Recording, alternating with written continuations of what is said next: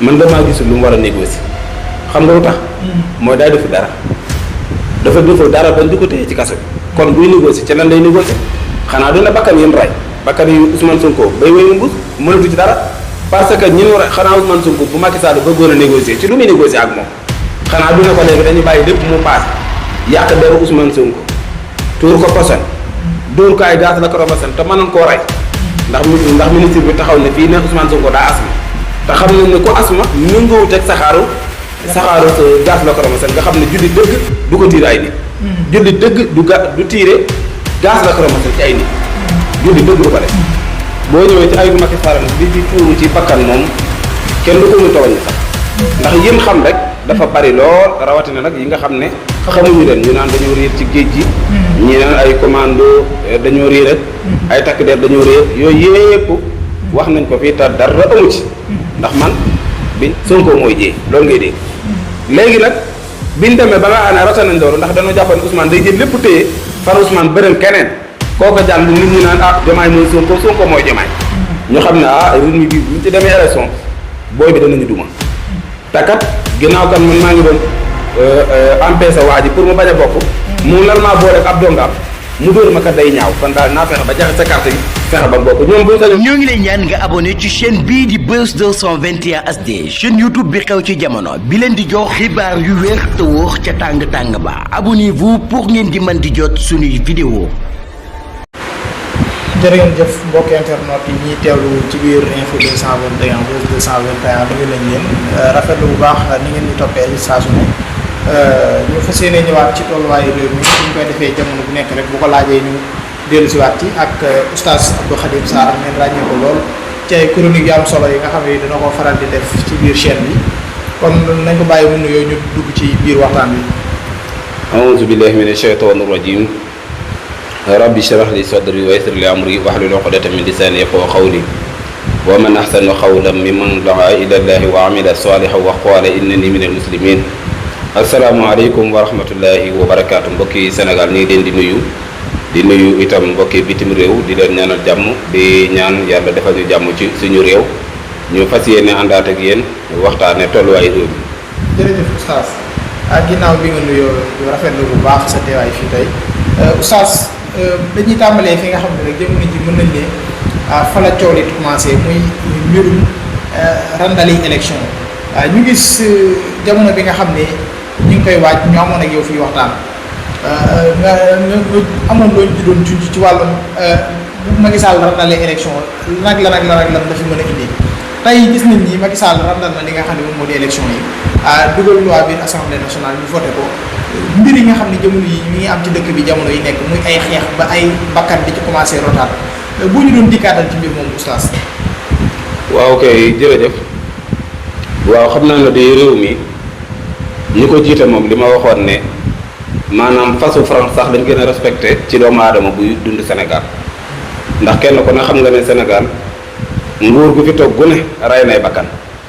ndax boo ko tàmbalee ca Senghor am na kuñ fi rayoon ku sant Lo Moustapha Lo fii lañ ko rayee ci ayuk Senghor la te dama cee lim kooku waaye ëpp na ay bakkan yu bari rey nañ leen soo ñëwee ci Abdou Diouf itam nguuram ci lañ rey woon Babacar Seye kon loolu itam Sénégalais yi gis nañ ko soo ñëwee ci maître Abdoulaye Wade président Abdoulaye Wade moom itam gis nga Fodé Ndiaye ci lañ ko reye woon ak yeneen étudiant yoo xam ne rey nañ leen boo ñëwee ci ayu Macky Sall nag li fi tuuru ci bakkan moom kenn du ko mu tawañ sax ndax yéen xam rek dafa bari lool rawatina nag yi nga xam ne xamuñu leen ñu naan dañoo réer ci géej gi ñi naan ay commando dañoo réer ak ay takk der dañoo réer yooyu yépp wax nañ ko fii te dara amu ci ndax man bi ñuy wax wàllum commando laa na leen gëw ma ne dañoo réer comme na ñaar ñi la defoon rek ba ku bokk ci ñoom génn ne dañ leen a rey est-ce que ñu làqatu ñëpp te xamuñu leen est-ce que dañ leen a jaarale foofu rey leen kon suñ demee ba nga xam ne nag Macky Sall mi nga xam ne moo dirigé réewum Sénégal bakkan yi woon moom intéressé wu ko loolu li muy tegtale mooy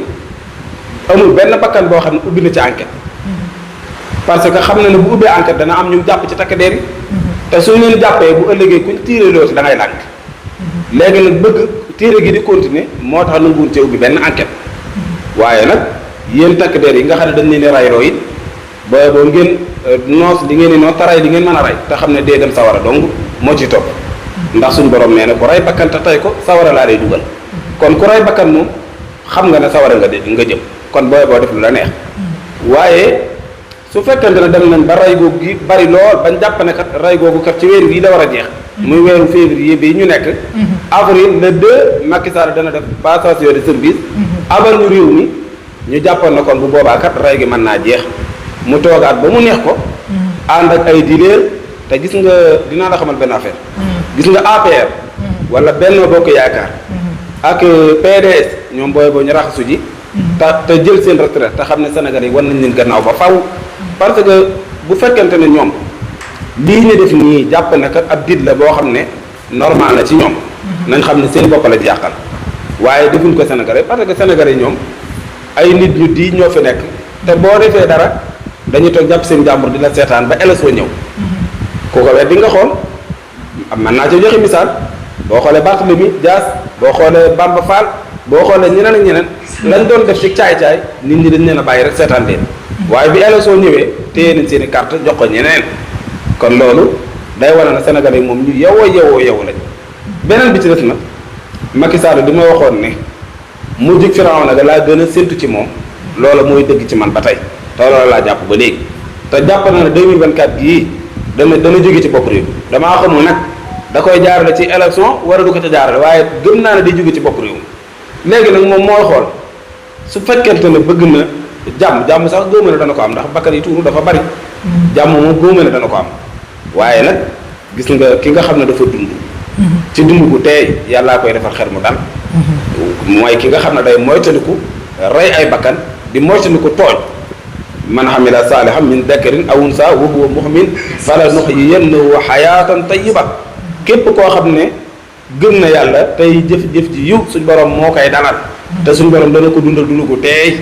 waaye nag boo fi nekkee nag jël jaami yàlla yi di rey di def li la neex lu mu yàgg-yàgg rek conséquences yi moom da nga ci tirer leçon dana dal sa kaw kon Macky Sall moom su fekkee ne daa toog ba mu neex ko mu jékki-jékki na day randali élection te loolu mës sa am ngir complice ak waa PDS bu ñu jàppee ne da leen di defaral dara du leen defaral dara nguur moom bu dee daanu nii rek lay mën a demee te Macky Sall day gën a ñaaw ci xere bi rek parce que seen bii waxoon naa bu yàgg ne Macky Sall li koy dimbali mooy na dem bàyyi ba suuf set mu dem toog ak Ousmane Sonko waxtaan ak moom waaye fi mu ne béy wéy na mbuus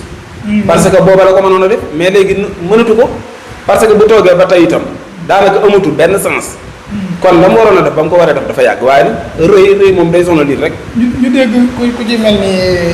Pierre Goudiaby Atepa ak Alioune Tine di wax ni maanaam waxtaan dina dox ci diggante Ousmane Sonko wala jamono yi ñu dëgmal jàpp nañu Ousmane Sonko daañu ko bàyyi ngir ay waxtaan yoo xam ne dinañ ko amal ak président de la République Macky Sall yow en tant que membre mu daal ndax jàpp nga ni Ousmane Sonko dana nekk ba léegi muy doog amal ay négociation ak Macky Sall pour génn fi mu nekk wala pour situation réew mi calme. waaw xam naa ne day président Ousmane Sonko moom man damaa gisul lu mu war a négocier xam nga lu tax. mooy daa defu dara. dafa deful dara bañ di ko téye ci kaso bi kon buy négocier ci lan lay négocier xanaa dina bakkan yéen ray bakkan yi Ousmane Sonko bay wéy na mbuus mënatu ci dara parce que ñi ñu war a xanaa Ousmane Sonko bu Macky Sall bëggoon a négocier ci lu muy négocier ak moom xanaa dina ko léegi dañuy bàyyi lépp mu paase yàq deru Ousmane Sonko tuur ko poson dóor ko ay gaz lacrymogène te mënoon koo rey ndax ministre bi taxaw ne fii ne Ousmane Sonko daa asma te xam nañ ne ku asma méngoowut ak saxaaru gaz lacrymogène nga xam ne julli dëgg du ko tiire ay nit julli dëgg du tiire gaz lacrymogène ci ay nit julli dëgg du ko def kon koo gis ma koy def rek ak ngëm yàllaam daa naaw waaye loolu dafa waroon a jaral nit ki sax mu tekki ndombal tànkam dem seeti beneen liggéey mais jël loo xam ne day lor ay nit ba mën leen a rey ñu la koy jox nga di ko utiliser kooku moom ku jar a yërëm la ginnaaw bi loolu passé président Ousmane Sonko buy jorogo Macky Sall moom ci lu mu war a jarage xanaa du ne ko léegi dañoo bëgg daal di fi jaaroon yëpp ñu bàyyi ko mu tëdd bu dee problème mu bopp Ousmane Sonko loolu mën naa ne waaye nag akkan yoon na fan yi ñu ngi dégg ay waxu loi amnistie pour mbir yi nga xam ne jotoon na fee xew di ko dalee ci 2021 ba jamono bi ñu toll nga xam ne peut-être yenn ci ay détenus politiques yi nekk ci prison bi dinañ ci bénéficier yu ku ci mel ni ay Ousmane Sonko ay ku ci mel ni ay Bassirou Diomaye Faye ak yeneen ni détenus yoo xam ne peut-être ñu ngi ci kaso bi yoo xam ne ci problème yi mars 2021 yi ba léegi ci diggante boobu lañ leen téye woon nga jàpp ne loi amnistie boobu noonu tey amal na njëriñ ñi nga xam ne peut-être ñoo waaw amnistie man dama cee dëkkoo xam nga lu tax mooy Ousmane Sonko ci boppam ñoom ñoo ko jàppal seen bopp tëjal seen bopp ne daa def su fekkee ne daa def te am nañu preuve nañ teg preuve yi ci kaw taabal ji parce que ñun dëgg rek moo ñu intéressé waaye bu fekkente ne ñoom dañ koo téye jaay ko doole séquestré këram yabal fa ay bandi ñu séquestré këram toog fa ay lu mat ay fan jékki-jékki génne ko dugal kaso léegi ñoom ci boppam ñoo war a tegi preuve ci kaw taabal ji ne lii kat Ousmane Sonko daf koo def bu fekkee ne 2021 la ñuy wax Macky Sall ci boppam moo la gën a xam ne dañuy tuumaat Ousmane Sonko du dëgg waaye adduna yi jàpp na ko boole koog yor doole état di ko xeex ay nit doole état nag mën nga cee xeex kenn ku ne loolu moom ku ne mën na ko yor doole jàmbur di ci xeex moom ku ne mën na ko parce que da nga gis xale bu ndaw mu jékki-jékki gisam mag saaga ko mag ma jubsi ko mu daw làqatu ca baayam loolu daa xam ne am na fu mu wéeru waaye bu ko wóoroon ne sori na baayam du ñeme saaga kenn ndax xam na ne comme saaga nga du moo ko kon Macky Sall ci jimmi boppam bi mu dal ci kaw Ousmane Sonko booba doole état ji mu yor looloo tax mu dal ci kawam waaye Ousmane Sonko amul dara lu ñu koy toppee ba naan dañ koy amnistie duñ koy amnistie te buñ ko defee ba pare waaw léegi damay laaj bakkan yi root nag ñu koy def dañ ko bëgg a bàyyi mu jàll wala Ousmane Sonko ci boppam négocier moom bu ko defoon nit la mu koy yàqale ëpp la mu koy defaral te Ousmane Sonko bu demoon sax di négocier waaw léegi bakkan yi root ngir jëmmam nag xanaa Ousmane Sonko dana leen sóoraale beneen bi mooy ñi damm ñi seeni cër yàqu ngir moom xanaa ñooñu dana leen sóoraale seen i waajur kon dama ne ay loi amnistie ak yooyu yëpp Macky Sall ci boppam li mu bëgg daal na ko wax mooy daa bëgg a waxtaan ak Ousmane Sonko te faaw mu wut fa mu koy jéem a jaarale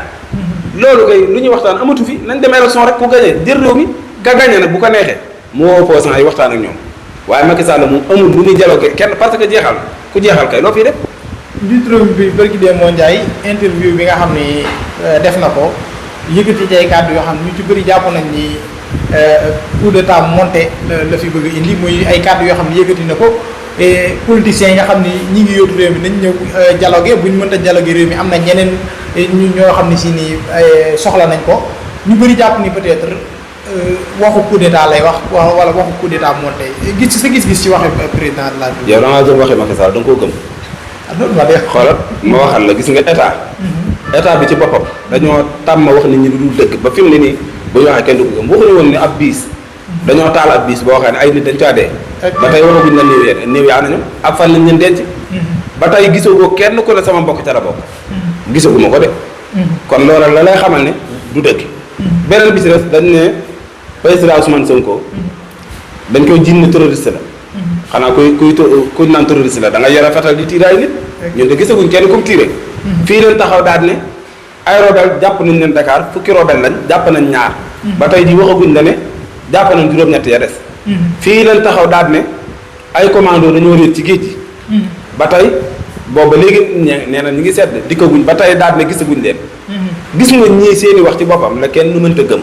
parce que duñ wax dëgg xam nga nag yonente bi alayhi salaatu salaam lim na woon nag nit ki day tàmm fen di tàmm fen buñ bind ko fa suñ borom ne diw kat fenkat la loolu moo dal état bi parce que ñoom lépp lu ñu wax rek Sénégal yi wedde parce que duñ ni preuve te dañuy tuumal ay nit xam nga ñun jàpp ñëpp naan ay terroriste la ñoo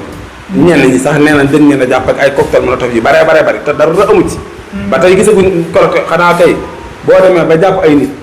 ñuy defar ay cocktail molotov xanaa nga mën koo filmer wane ko effectivement waaye gis nga ñii daal la ko tàmbalee ci Antoine sax bokk na ci di leen gën a yàqal parce que kooku moom dafa tàmm wax lu du dëgg ba nga xam ne lépp lu mu wax kenn du ko gëm gis nga paa yooyu ñu naan dañuy dox ay tànk jàmm muy Pierre Goudiaby Atepa ak yooyu xanaa daa fekk dëkkoon ne Macky Sall xas na ko fii bu yëgul cadre Casamance wala moom da caa bokkul kon gis nga ñoom lii ñuy def nii daan naan dañuy waxtaan ak yooyu yëpp daal bëgg a divertir nit ñi rek ñu bàyyi l'essentiel waaye fi nit ñi daal li ñu war a wax mooy nit ñi nañ dem campagne yi te waajal 25 février 2024 ñu waajal ko bu baax a baax kenn ku ne jëri sa carte loolu mooy wax waaye nekk bi di divertir nit ñi naan Ousmane Sonko day négocier day def nekk day def naa ah waaw ba naag bi sax wàllum dialogue ñu des ci ba tey oustaz gis nañ ñenn ci ñi nga xam ne dialogue bi fi jotoon a jàll ñenn ci ñi nga xam ne da Macky Sall wootee dialogue jiitu woon nañ fa tey ñu taxawaat organiser conférence de presse ne dialogue bi nga xam ne président mi ngi koy woote kat ñoom duñ ca dem sa gis-gis ci loolu la fekk dialogue bu njëkk ba ñoom ñu demoon ca ku ci mel ne Khalifa Sall seen point de presse bi li ñu wax leer na mooy dialogue bi ñoom demuñ ca te dialogue bu njëkk ba ñu demoon ca sa gis-gis ci ñaari mbir yooyu. est-ce que yaa ngi xalaat Macky Sall ban waxtu lay wote dialogue Macky Sall nekkul ci position bu baax mukk di wote dialogue saa yu wote dialogue rek position bi nekk daa feewu est-ce que seetlu nga loolu. Macky Sall ñaata dialogue la fi woote bi fi toog rek léegi ñaata dialogue la woote gis nga bii yoon wóorul opposant yi de Ousmane Sonko lay woo gis nga xam nga ñoom defoon nañ dialogue wala boog defoon nañ dialogue ba ñu def dialogue ba mooy Ousmane Sonko bu bokk ci élection yi ñoom loolu lañ doon diit xam nga boo xoolee président Ousmane Sonko da nga xam ne ku mën a politique la parce que Macky Sall géntut woon ne Ousmane Sonko dana nangoo bëral bal bi mu dem ci keneen dafa jàppoon ne moo koy téye comme ni Khalifa Ababacar Sall defoon ak Abdou Karim Wade dafa jàppoon ne Ousmane Sonko ci genre boobu rek mu jàppoon ne kii kan nguur a ko tiital kon danaa fexe ba gàllankoor waaye gis nga président Ousmane Sonko système bi mu teg mooy fexe na ba teg keneen kooka jàll te bu kooku jëli loolu am na ñeneen ñu mën a jàll waa léegi loolu ku la ko def mais fooy jaar Macky Sall mënu ci woon a génn léegi nag Ousmane Sonko bi mu leen tàncee ba tànc leen ba sës léegi nag pexe amatu Bassirou Diomaye Faye mi jàll jàpp naa ne moo waral àndale élection waaye bu dul woon a Bassirou Diomaye système bi doo nga nekk bi ku ca gagné amalu ko problème. ñu bëri jàpp nañ ni maanaam seen tànn gi ñu tànn Amadou Ba dem ba ci biir bëggatuñ ko ci waxu ñenn ñi looloo tax ñu annulé élection yi wala jàppoo loolu yow. waaw xam nga Amadou Ba moom dafa mel ne du politicien gars yi ko bëgg a forcer rek waaye daa mel ne du politicien donte nag man anduma ak moom waaye daa mel ne nit ku sedd la te politique bu Sénégal bi ku sedd moom bokku ci ku sedd bokku ci kon Amadou Ba nag donte man dégg naa ñu naan dañ koy tuumaal ay milliards ak nangam ak nangam waaye xam naa ne daal tàmmul wax ju ñaaw daal daa mel ne tàmmul te itam gisuma ko ci moom donte anduma ak moom waaye nag gisuma ci moom kàddu yu ñaaw kon nag su fekkente ne ñoom dañoo tànn seen bët xam nga waxoon naa la fii ne la kii Amadou Ba candidat journaliste yi la maanaam journaliste yi ñoo ko jël di ko jaay ba Macky Sall jënd ko waaye bi mu ko jëndee ndekete kat li mu jënd kat bokkut ak la mu waroon a jënd léegi nag mu dem tànn Amadou Ba léegi nag journaliste yi imposé ko Sénégalais ba sonn mais Sénégalais lànk bañ kaa jël lu ko waral mooy Sénégalais daa am fu teg seen bët parce que dañoo bëgg réew mi soppeeku te xam nañ ne système bii fi ne du ñoom ñoo koy soppi kon looloo tax fi mu ne nii même bu fekkee dañoo bëgg a remplacer Amadou Ba yi man gisuma ko fi tane parce que Macky Sall def na woon kat tànn naa waaye nag Amadou Ba moo ci tane kon néewut ne Amadou Ba moo ci gën de daf ne moo ci tane kon xam na ne kenn baaxu ci waaye Amadou Ba ci tane mu dem tànn ko léegi nag gis nga président Ousmane Sonko bu ñu jàpp ne Diomaye daa am mérite ba tax nit ñi daw dëgmal ko déedéet Ousmane Sonko la nit ñi bëgg gis nga Ousmane Sonko comme joxañ même bu joxanoon Cheikh Tidiane Dièye nga dégg ñu naan Dièye mooy Sonko Sonko mooy Dièye loolu ngay dégg léegi nag biñ demee ba nga xam ne rata nañ loolu ndax dañoo jàpp ne Ousmane day jël lépp téye far Ousmane bërëm keneen kooko jàll nit ñi naan Diomaye mooy Sonko mooy Diomaye ñu xam ne rythme bi bu ñu ci demee élection booy bi danañu duma te kat ginnaaw kan man maa ngi doon empêché waa ji pour mu bañ a bokk mu nar maa boole ak ab dongaam mu dóor ma kat day ñaaw kon daal naa fexe ba jaxe sa carte gi fexe ba bokk ñoom bu ñu sañoon tey Ousmane Sonko bokk xam nga wax nañ ba génn waaye Macky Sall bu sañoon tey Ousmane Sonko day bokk mais nag ginnaaw loi bi jàll na ba pare moom kenn mënatu ci dara parce que fi mu ne nii Ousmane Sonko bu bokkut Bassirou jàll te Ousmane Sonko dafa am influence bu ne watee leen Bassirou kenn mënatu ci dara kon faaw da leen di gañ internet bi nga xam ne jamono bu nekk Moussa Bocar Thiam mi koy coupé nga xam ne léegi dem na ci sax ba buñ ne tey manifestation pacifique dafa war a am suba sax suba tuuti nga gis opérateur yi benn bu ñu nekk yónnee la message ne la connexion bi dañ koy dagg ba bi ci mujj waa États-Unis gouvernement États-Unis bi àddu ci ngir di wax ñu Sénégal ñu rétablir li nga xam ne moom mooy données mobilisées. maanaam gis nga opérateur yi ci boppam ñoom ñoo yeb Sénégalais parce que Moussa Bocar Thiam demul di coupé ab internet ñoom ci seen jëm bopp lay woo ñu coupé kon ñoom ñoo yeb Sénégalais parce que ñoom bu fekkente ne état bi da leen a mënal dara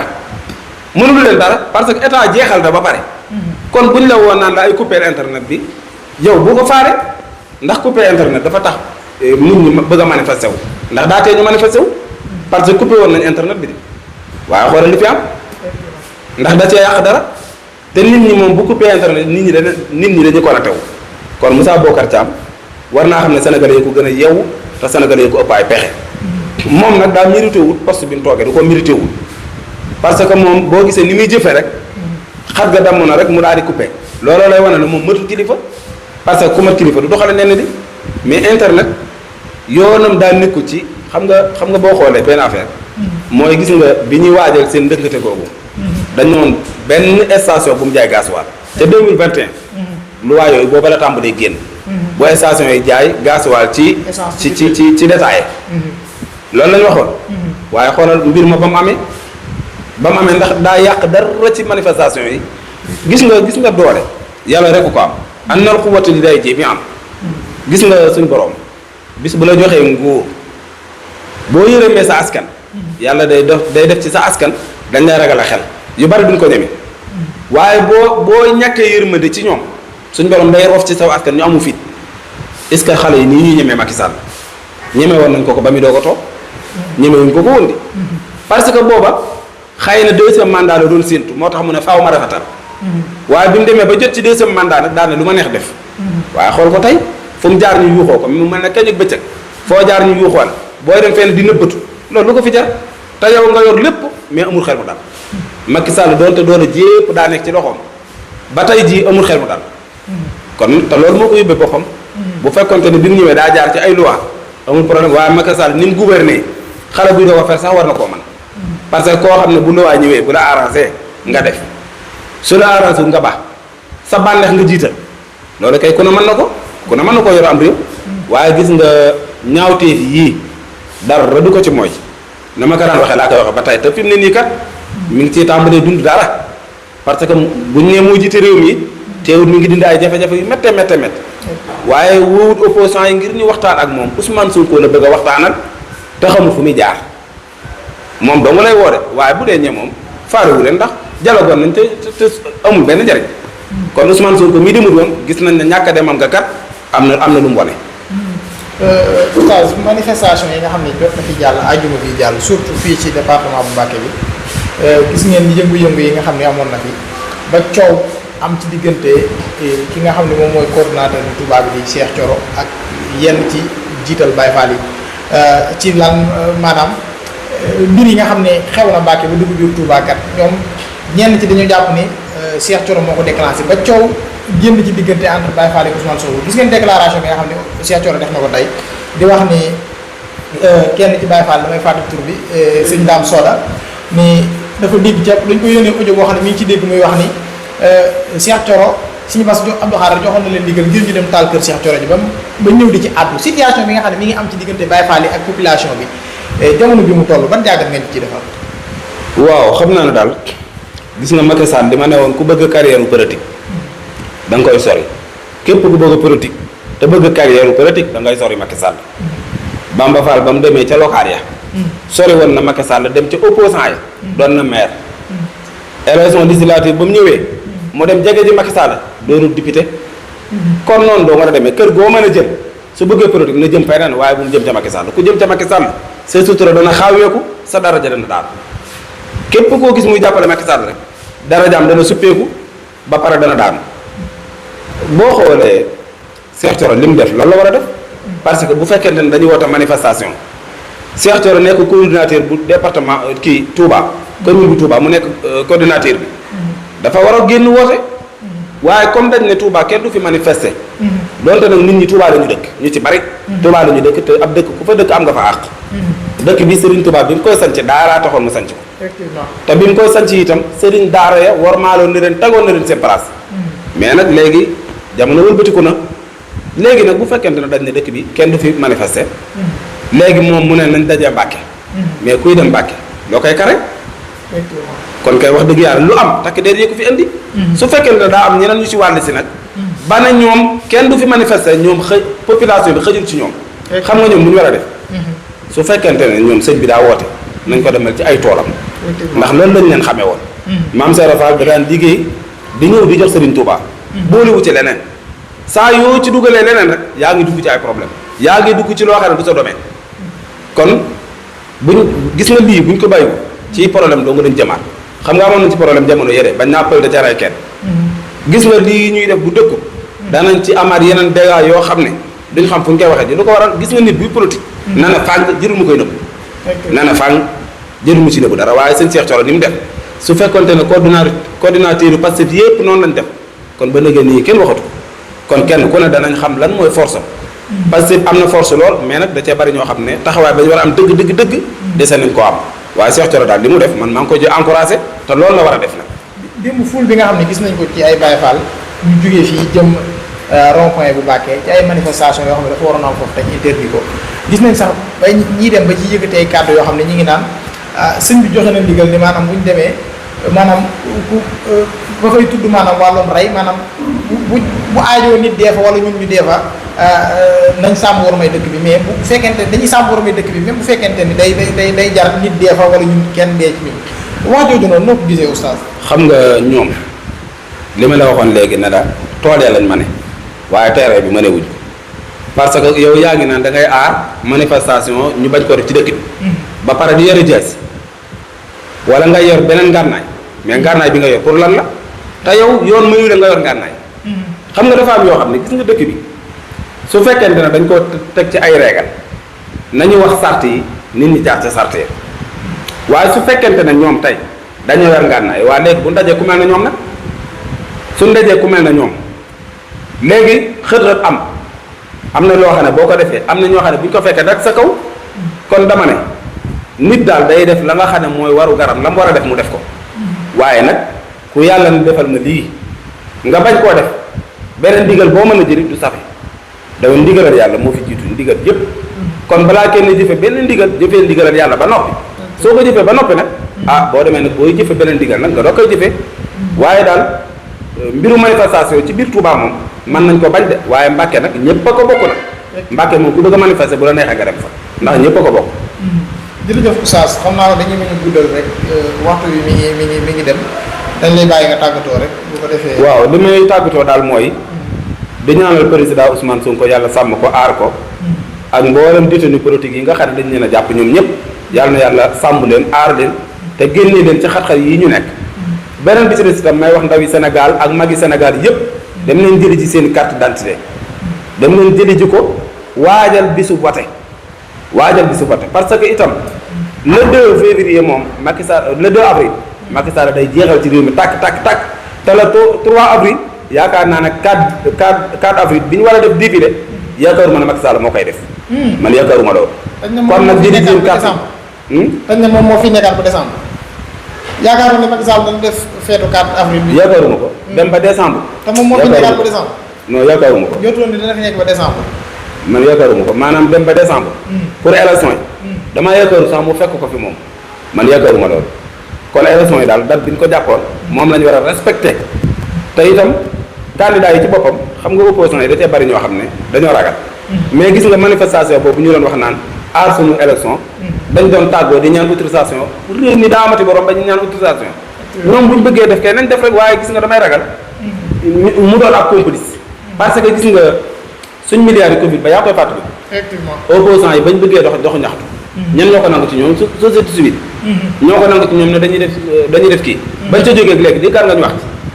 damay ragal nag aar suñu élection yii. ñu mel noonu. parce que bu ñu demee bay ñaan autorisation réew mi amatul borom bu ñu ñaanee autorisation ñu tere leen ñu bàyyi bu yàggee dañuy dootoo leen dégg sax. kon dama ne réew mi ci boppam le 2 avril Macky Sall day jeexal tàkk Sénégal amatul président léegi nag ñoo xool nag kenn ko dañoo tojjee sa bopp ji waaye Macky Sall moom dana fi jóge ci nii baa mu jóge fi ci naa waaye fii ba décembre moom muñal ko sax dafa ëpp nag ci réew mi loolu moom na ko Sénégal yëpp bàyyi xel lu ci jub yàlla la lu ci dëng man la in uridu illa al-islaha mastata'tu wa ma tawfiqi illa billah wasalaamu aleykum wa rahmatullahi wa barakatu ñoo ngi lay ñaan nga abonné ci chaîne bii di Buzz 221 HD chaîne YouTube bi xew ci jamono bi leen di jox xibaar yu wér te wóor ca tàng-tàng ba abonnez-vous pour ngeen di mën di jot suñuy vidéo